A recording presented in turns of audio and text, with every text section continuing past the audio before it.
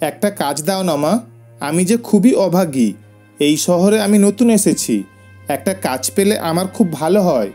আমি ঘরে সব কাজ করতে পারি, বাসন মাজা, ঘর মোছা, কাপড় কাচা, এমনকি রান্নাও করতে পারি। তোমার সব কাজ আমি করে দেব। বেশি মাইনে নেব না মা, তোমার যা মনে হয় তাই দেবে, আর দুবেলা দুমুঠো খেতে দিলেই চলবে। একটা কাজ দাও না মা। গৌরী দেবী বলেন, তা বাছা, তোমার নাম কি? কোথায় থাকো? তোমাকে আমার কাছে কে পাঠালো? গৌরী দেবী মনে মনে বলেন, সত্যি আমার একটা দিনরাত থাকার লোক চাই, এমন হাত পা ঝাড়া লোকই আমার প্রয়োজন। তাই উনি আবার বলেন, তা তোমার সংসারে কে কে আছে গো? আমি কাজে রাখতে পারি, কিন্তু মাসে মাসে বা মাঝে মাঝে বাড়ি যাব বলতে পারবে না। আর আজ আমার এ আসবে, তাকে থাকতে দাও, আবার কাল তোমার ও আসবে, তাকে খেতে দাও বলতে পারবে না। বছরান্তে একবার নিজের বাড়ি যেতে পারবে, ঠিক 15 দিনের জন্য। বলো, এতে রাজি আছো তো? খুব রাজি আছি, খুব। তাহলে আজ থেকেই তোমার কাজে লেগে পড়ি। বলো, আমি কোথায় থাকবো? গৌরী দেবী বলেন, তা বাছা, তোমার নামধাম তো কিছুই বললে না। তা তোমার নাম কি? তুমি কি বেধবা নাকি? আজ্ঞে, আমার নাম সরলা। তুমি চিনবে নি আমার গা। আমি সেই যশপুর গায়ে থাকি, মানে থাকতাম। আমার কেউ নেই গো। আমি বেধবা মেয়ে মানুষ, ছেলেপুলে নেই গো। গায়ে আগে চাষাবাদ করতুম, কিন্তু আমার উপর মহাজনের কুনজর পড়ল, তাই গা ছেড়ে অন্যত্র চলে গেলুম। গৌরী দেবী ভালো করে সরলাকে দেখে বলেন, তা তোমার বয়স তো বেশ ভালোই হয়েছে, তাও মহাজনের নজরে পড়লে? সরলা বলে, তা বলেনি মা, আমাদের মহাজন তো বুড়ো মানুষ, ও কি আর কচি কাচার দিকে নজর করতে পারে? কচি কাচারাই বা ওই বুড়ো হাবড়াকে পাত্তা দেবে কেন? আর দেখেছে আমার কেউ নেই, তাই তো একদিন রাতে আমার ঘরে। বলেই চোখে আঁচল চাপা দিয়ে কাঁদে। গৌরী দেবীর আবার দয়ার শরীর, কারোর কান্না উনি সহ্য করতে পারেন না।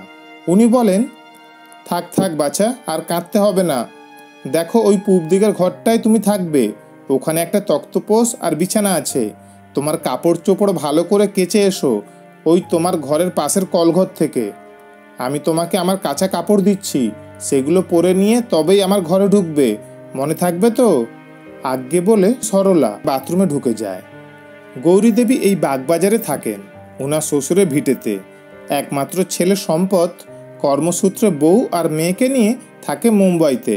মাকে অনেকবার নিয়ে যেতে চেয়েছিল, কিন্তু উনি কিছুতেই স্বামী শ্বশুরের ভিটে ছেড়ে কোথাও যেতে চাননি। সম্পদের বউ লালিমাও অনেকবার ওনাকে বলেছে, মা, তুমি একা একা এত বড় বাড়ি আগলে পড়ে থাকো, তাতে আমাদের খুব ভয় হয়। কি দরকার মা এখানে একা একা থাকার? চলো না আমাদের সাথে। ওনার 12 বছরের নাতনি মৌত্রিসাও বলে, চলো না ঠাম্মি আমাদের সাথে, তুমি আমাকে গল্প বলবে। তুমি কি সুন্দর রান্না করো, আমার খুব ভালো লাগে। তুমি আমাদের কাছে থাকলে তোমার কোনো কষ্ট হবে না। দেখবে আমাদের বাড়ির কাছেই কালী মন্দির আছে, তোমার ভালো লাগবে। উনি তবু অনড়। উনি বলেন, সেই কোন ছোট্টবেলায় বিয়ে হয়ে এ বাড়িতে এসেছি। এখানেই ঘটে যাওয়া জীবনের সব ভালো মন্দ ঘটনা আমাকে জড়িয়ে আছে। এখান ছেড়ে আমি কোথাও যাব না সোনা। তোমরা মাঝে মাঝে আসছো, তাছাড়া ফোনে তো প্রতিদিন কথা হয়। লালিমা বলে, আমি জানি মা, কেন তুমি আমাদের কাছে যেতে চাও না। তবে তোমার সব বাজবিচার না মানতে পারলেও থাক বৌমা, আমি জানি তোমরা আমার অনাদর করবে না, কিন্তু জানোই তো আমি এই বাড়িটাকে বড্ড ভালোবাসি। ওনার ছেলে বউ নাতনি আর কথা বাড়ায়নি, ওরা খুব ভালো করেই জানে উনি খুব নিষ্ঠাকাষ্ঠাভাবে বৈধব্য পালন করে। এই সমাজ যখন বদলেছে, তখন উনি সেই সাবেকিয়ানা ধরে রেখেছেন। এখনও উনি একাদশী করেন, একেবারে নির্জলা থেকে। এখনও উনি আমিষ ছুঁয়ে দেখেন না। খাওয়া তো দূরের কথা, রান্নাও করেন না। ওনার রান্নাঘর আর বাসনপত্র সব আলাদা, এমনকি ওনার বাথরুমটাও। সেখানে ঋতুময়ীরা কেউ যায় না। আরও অনেক বাজবিচার উনি পালন করেন, কিন্তু কারোর উপর জোর করে কিচ্ছু চাপিয়ে দেন না।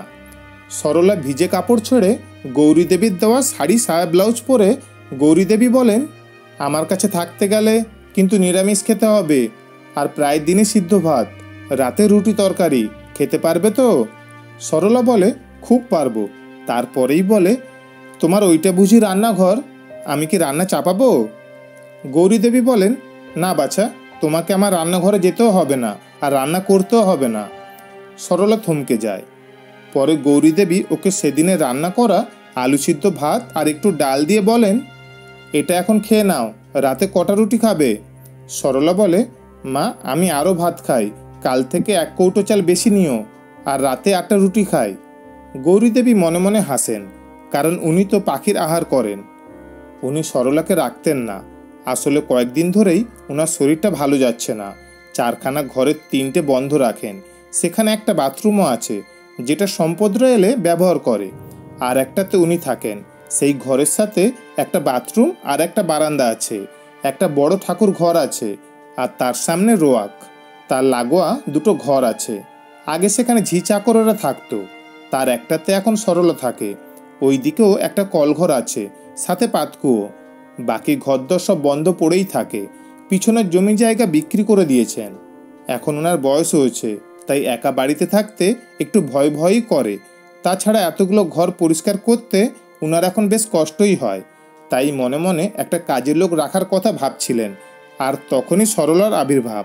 তাই উনি আর দ্বিধা করেননি সরলাকে রাখতে। সরলা বেশ পরিষ্কার পরিচ্ছন্ন কাজকর্ম করে, আর গৌরীদেবীকে খুব মামা করে, বেশ সেবা যত্নও করে। এখন গৌরীদেবী ওকে ওনার ঘরে ঢুকতে দেন। সন্ধ্যার পর দুজনে মিলে খুব গল্প করেন, তবে সব গল্প গৌরীদেবীই করেন। সরলা খুব আগ্রহ নিয়ে ওনার গল্প শোনেন, ওর খুব জানার আগ্রহ। বেশ খুঁটিয়ে খুঁটিয়ে গৌরীদেবীর গল্পগুলো শোনে আর জানতেও চায়। এখন গৌরীদেবী আবার সরলা বলতে অজ্ঞান। সরলা এখন দোকান বাজার করে, ঠিক হিসেব করে টাকা পয়সা ফেরত দেয়।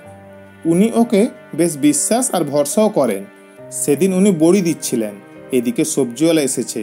উনি তখন সরলাকে বলেন, যা তো মা, আমার বিছানার তলা থেকে চাবির গোছাটা নিয়ে আয়। সরলা চাবির গোছা এনে ওনার হাতে দিলে উনি এক হাত দিয়ে দেখিয়ে দেন কোন চাবি দিয়ে আলমারি খুলতে হবে। পরে বলেন, ওখানে একটা ব্যাগ আছে, তার থেকে টাকা নিয়ে সবজিওয়ালাকে দিয়ে দে। আবার একদিন উনি ওনার ঘরের সিন্ধুকের চাবি খুলে রাধা মাধবের গয়নাগুলো বের করেন ওর সামনেই। সেখানে ঠাকুরের বাসনপত্রও আছে। এইভাবে প্রায় প্রতিটা কাজ উনি ওকে দিয়েই করান। এতই বিশ্বাসভাজন হয়ে ওঠে সরলা। এখন ওনার রান্নাঘরে সরলা ঢোকে এবং রান্নাও করে। সেদিন দুপুরে রান্না সরলা করে, দুজনে একসাথে খাওয়া দাওয়া করে। সরলা বাসনগুলো মাজা ঘষা করে, আর গৌরীদেবী নিজের অভ্যাস মতো ভাত খাওয়া কাপড় কেচে কাঁচা কাপড় পরে বিছানায় একটু গড়িয়ে নেন। এটা ওনার অবশ্য নিত্যদিনের অভ্যাস। সেদিনের খাওয়াটা জোরদার হয়েছে। সরলা যেদিন আলু, বড়ি, কাঁচকলা, বেগুন, শিম ইত্যাদি সবজি দিয়ে একটা মাখা মাখা ঝোল করে, আর করে উচ্ছের ঝাল। দুটোই খুব ভালো খেতে হয়েছে।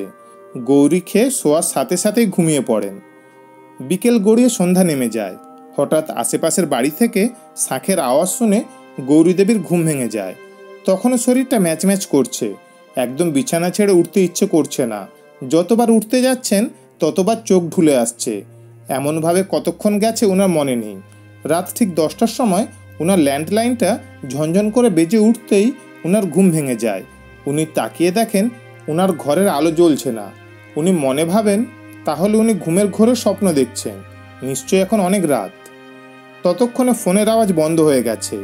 দ্বিতীয়বার আবার যখন ল্যান্ডলাইনে ফোনটা বেজে ওঠে তখন উনি বিছানায় উঠে বসেন, কিন্তু মাথাটা কেমন যেন ঝিমঝিম করছে। উনি ডাকেন, সরলা, ও সরলা, তুই কি ঘুমাচ্ছিস? কটা বাজে রে? এত রাতে কে আবার ফোন করলো? ধর না মা, আমার যে শরীরটা খারাপ লাগছে, মাথাটা টলটল করছে। কোথায় গেলি রে? কোনো সাড়া না পেয়ে অনেক কষ্টে উঠে দেওয়াল ধরে ধরে আলো জ্বালিয়ে আগে ফোনটা ধরেন। হ্যালো বলতেই ওপার থেকে সম্পদ বলে, কোথায় ছিলে মা? ফোন ধরতে এত দেরি হলো কেন? আমাদের তো বুক উড়ে যাওয়ার অবস্থা হয়েছিল। জানো কতবার ফোন করেছি? 7 বার। সরলা দিদি কোথায়? গৌরীদেবী বলেন, আসলে আমি একটু ঘুমিয়ে পড়েছিলাম। সরলাও মনে হয় ঘুমাচ্ছে। পরে ছেলের সাথে কথা বলে গৌরীদেবী। সরলা, ও সরলা বলে ডাকেন, কিন্তু কোনো উত্তর নেই। ভাবলেন হয়তো বাথরুমে গেছে, কিন্তু কই না তো। তবে গেল কোথায় এত রাতে? সদর দরজাটা ভেজানো রয়েছে, দরজায় চাবি দেওয়া নেই। তবে সরলা কোথায় গেল? সব জায়গায় আলো জ্বালিয়ে দেন গৌরীদেবী। সরলার ঘরে গিয়ে দেখেন সরলা নেই, আর সরলার জিনিসপত্র কিচ্ছু নেই। বুকটা ধক করে ওঠে গৌরীদেবীর। উনি ওনার ঘরে চলে আসেন, দেখেন সিন্ধুকের তালা খোলা, আলমারিও খোলা। উনি মাথায় হাত দিয়ে বসে পড়েন। বেশ কিছুক্ষণ পরে উনি নিজেকে সামলে নিয়ে সিন্ধুক খুলে দেখেন ঠাকুরের একটাও গয়না নেই, আর আলমারি থেকে ওনার বেশ কয়েকটা দামি দামি কাপড় আর টাকার ব্যাগটা নেই। উনি ডুগরে কেঁদে ওঠেন। সঙ্গে সঙ্গে সম্পদকে ফোন করে সব জানায়। পরের দিন সকালে সম্পদরা চলে আসে। ওরা পুলিশে খবর দেয়, কিন্তু কিচ্ছু করা যায়নি, কারণ সরলাকে সরল মনে গৌরী দেবী খুব বিশ্বাস করেছিলেন। এতই বিশ্বাস করেছিলেন যে ওর সম্বন্ধে কিছু ভালো করে জানাই হয়নি। পুলিশ অনেক চেষ্টা করে, ওর কাছ থেকে জানার জায়গায় কোনো হদিশ পাওয়া যায়নি। পরে জানা যায় সরলা ওনার খাবারে ঘুমের ওষুধ মিশিয়ে দিয়েছিল। এরপর গৌরী দেবীকে আর ওখানে রাখা ঠিক হবে না ভেবেই এক প্রকার জোর করে ওনাকে নিয়ে সম্পদরা মুম্বাই চলে যায়।